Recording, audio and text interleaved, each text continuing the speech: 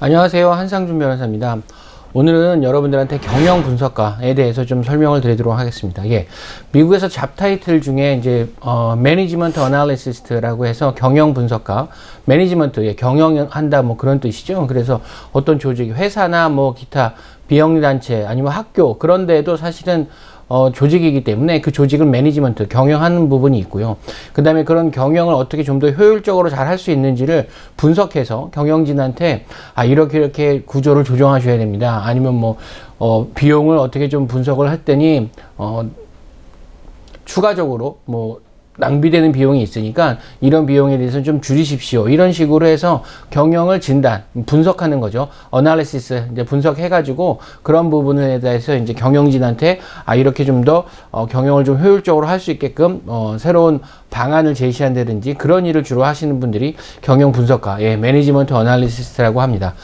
자, 2019년에 이분들은 돈을 얼마나 벌으셨는지 좀 볼게요. 예, 이제 미디언 레이트라고 해가지고 중간값이라고 하는데요.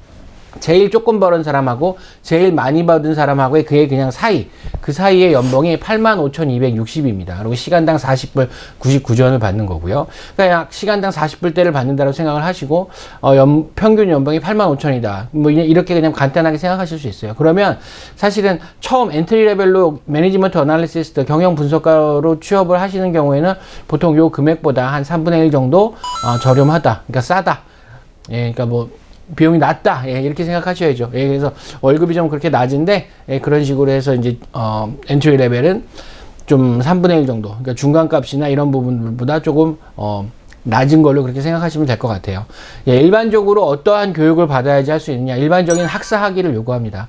그래서 어떤 전공을 또 요구하냐 하면 비즈니스나 뭐 통계, 경영, 뭐 이런 쪽으로 하신 분들을 주로 선호를 하죠. 그런데 최근에 있어서 매니지먼트 어널리시스트가 되기 위해서는요, 대부분 MBA를 가지신 분들을 요구를 합니다. 그래서 실질적으로 MBA는 대학원 과정이잖아요. Master of Business of Administration이기 때문에 사실은 학부 전공, 그러니까 배철러스 디그리가 다른 부분에 있는 분들도 경영 분석가를 하실 수 있어요. 예를 들어서 내가 화학공학을 전공했다는 말이에요. 케미컬 엔지니어링을 전공을 했는데 공장에서 케미컬 엔지니어링 관련한 일을 하다 보니까 좀 경영, 매니지먼트 쪽으로 일을 하고 싶다. 그래서 MBA를 가시는 분들이 많으세요.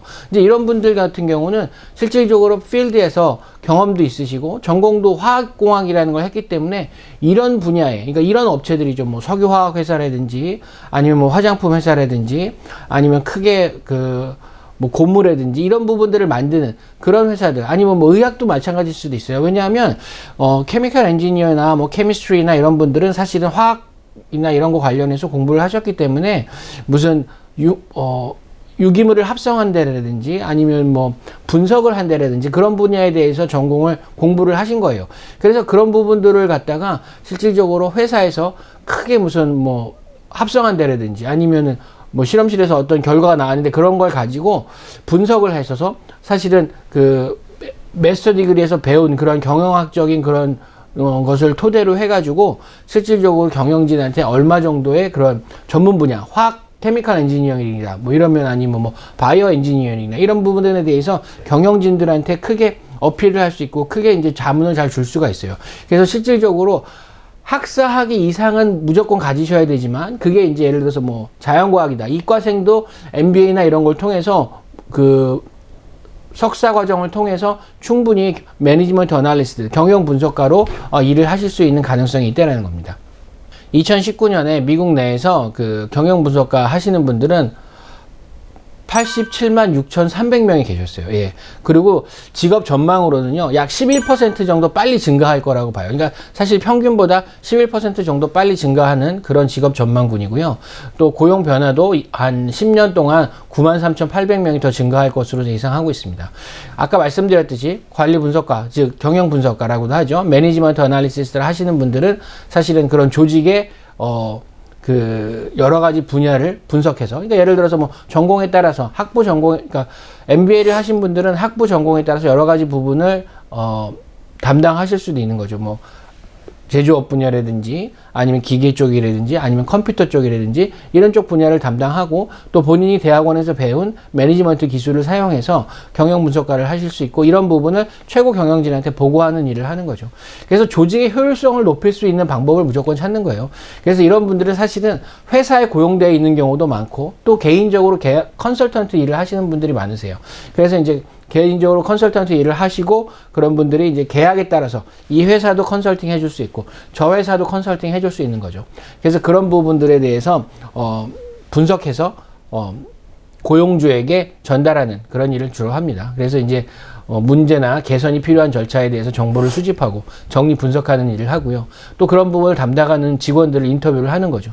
그 다음에 수익 지출, 뭐 그런 고용 보고서 이런 거 만들어서 이제 분석 자료를 사용하고 또 보고도 하고 이제 그런 일들을 하는 거고 주로 이제 경영자들하고 미팅도 많이 하고 그 다음에 직원들하고 인터뷰도 많이 하셔야 되기 때문에 사실은 커뮤니케이션 스킬, 그러니까 사람과 만나서 얘기하는 스킬이나 이런 부분도 굉장히 중요하게 적용할 수 있어요. 자, 그래서 이런 부분들, 그럼 과연 자격증이 있어야 되냐? 반드시 MBA가 있어야 되냐? 뭐 반드시 자격증이 있어야 되냐? 이런 부분에 대한 질문이 있으실 수 있는데요. 실제로 경영 분석가, 매니지먼트 어널리시스를 하시는 분들은 비교적인 어떤 일을 하느냐 하는 부분하고요. 그 다음에 내가 관련한 전공이 무엇이었냐에 따라서 일을 하실 수가 있어요. 특별히 자격증을 요구하지는 않아요. 그렇지만 만약에 자격증이 필요하시면 무슨 공인으로 주는 자격증은 없어요. 그렇지만 어떤 연구소들이나 이런 데에서 경영 컨설턴트라고 해서 CMC라고 하는 그런 라이센스를 받으시는 분들이 있으시더라고요. 그래서 제가 이 부분은 뭐 정확하게 찾아보지는 않았지만 한국에는 뭐 코리아 CMC 관련한 그런 지정을 해서 국제기구에서 이게 공인된 국제기구는 아니에요. 그러니까 자기들끼리 모여서 우리가 이 정도 되는 사람들은 매니지먼트에 대해서 컨설턴트, 그러니까 매니지먼트 컨설턴트로서의 자격을 줄 수 있겠다라고 생각을 하시면 그 정도 특별한 과정을 거치고 그런 경력이 있는 분들한테 이런 자격증을 주는 기관들이 몇 군데가 있더라고요. 그래서 이런 기관들하고 한국에 또 지사가 설립이 돼 있고 뭐 지사랑은 아니지만 계약 조건에 의해서 특정한 과목을 이수하게 되면 그런 분들한테 이제 certified, 자격증을 준다라고 하는데요. 그런 부분의 자격증을 필요로 하는 기관들도 있어요. 그러니까 사실은 MBA라는 그런 뭐 반드시 MBA를 받아야 되는 것도 아니에요. 그런 분들이 이제 실질적으로 내가 이렇게 할 수 있다. experience, 경험이나 이런 거를 토대로 해서 할 수 있는 경우에는 또 가능하신 것도 같아요. 그렇지만 많은 기관들에서 사실은 MBA를 하신 분들을 요구를 하고요. 그 다음에 그런 관련한 certified 된 자격증이 있으면 그런 부분은 되게 장점으로 작용할 수가 있습니다. 자, 그래서 이제 우리가 어느 정도 월급을 받는지 그런 부분에도 제가 미리 말씀을 드렸고요. 그리고 한 11% 급격하게 증가하는 거죠. 일반적으로 뭐 5% 정도 증가한다라고 하더라도, 그러니까 직업의 전망이 향후 5%만 증가한다고 하더라도 이게 빨리 증가하는 직업군이구나 이렇게 얘기를 하는데 이 부분은 11% 증가한다고 미국 노동부에서 예상을 하고 있어요. 결국은 뭐냐 하면 많은 조직들이 실질적으로 비용을 절감하고 조직의 효율성을 높여서 수익을 더 높이기 위해서는 경영 분석가들의 포지션이 많이 필요하다는 거예요. 그래서 앞으로 더 많은 그런 경영 분석가들의 직업이 창출될 것으로 생각됩니다. 자, H1 비자하고 관련해 가지고 다시 한번 좀 말씀을 드릴게요. 자, 그러면 미국에서 내가 H1 비자를 받기 위해서 경영 분석가라는 매니지먼트 어널리시스트라는 타이틀을 사용할 수 있을지에 대해서 좀 한번 생각을 해볼게요. 자, 여러분들 조직의 효율성을 높이기 위해서 경영 분석가가 필요하다라고 얘기했어요. 매니지먼트 어널리스트가. 그러면 사실은 내가 들어가는 회사가 어느 정도 규모 이상이 돼야 될 것 같죠.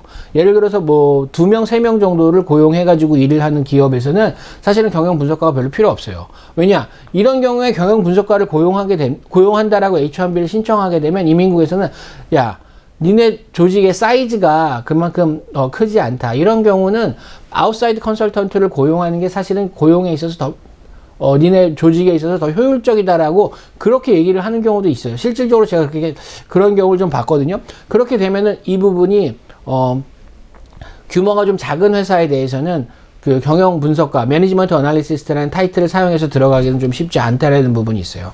그렇지만 회사 규모가 뭐 아무리 작다라고 하더라도 그런 부분에 있어서 못할 거는 없어요. 그러니까 또 그런 회사가 어떤 일을 하는지, 그 다음에 내 경영 분석가로서 이 사람이 전공이 어떤 건지에 대해서 좀 접목을 시킬 필요가 있어요.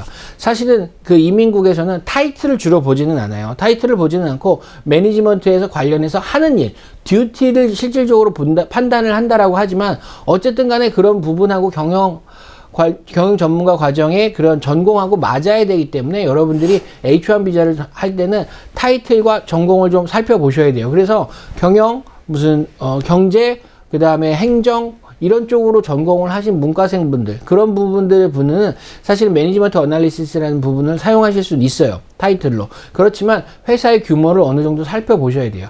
회사의 규모가 작다. 그래서 경영 분석가가 사실은 필요치 않을 수도 있어요. 그렇지만 회사의 규모가 작더라도 이 회사가 굉장히 오래된 회사다. 그래서 지금은 사실은 환골탈태를 하기 위해서 앞으로 좀 더 베네핏을 높이기 위해서는 경영 분석가가 필요하다. 충분히 얘기할 수가 있어요. 그리고 그 회사가 실질적으로 뭐 2명, 3명 일하지만 굉장히 레베뉴도 높고 역사도 좀 오래된 회사인 경우에는 충분히 경영 분석가를 둘 수 있는 부분이 있거든요. 그렇기 때문에 여러분들 그런 부분에 대해서 조금 전문가랑 상의를 하시는 부분이 사실은 좀 좋아요. 그렇지만 이제 MBA를 예를 들어서 MBA를 가지고 그리고 경영 분석가라는 타이틀을 가지고 규모가 어느 정도 이상이 되는 회사를 지원을 한다라고 하면 크게 문제가 될 거라고는 없다고 봐요. 그런 부분에 있어서는 H1 비자에 있어서 무난하게 허가를 받을 수 있을 것으로 생각이 됩니다.